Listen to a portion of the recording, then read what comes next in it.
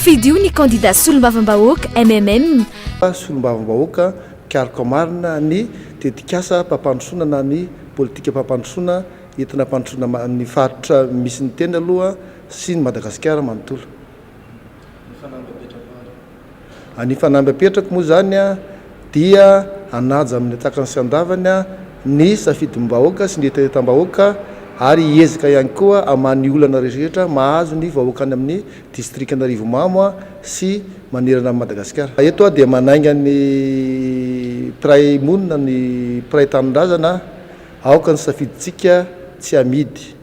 aoka itsika ijery tsara ny candidat hovidintsika zava-dehibe mamaritra ny fiainam-pirenena ny solombavambahoaka lany eo ka aoka itsika ijery amin'ny atsaka sy andavany izy le candidat vita marina ve ny fampandrosoana eto Madagasikara sa candidat député anangatanana sy hanao ady la politika fotsiny.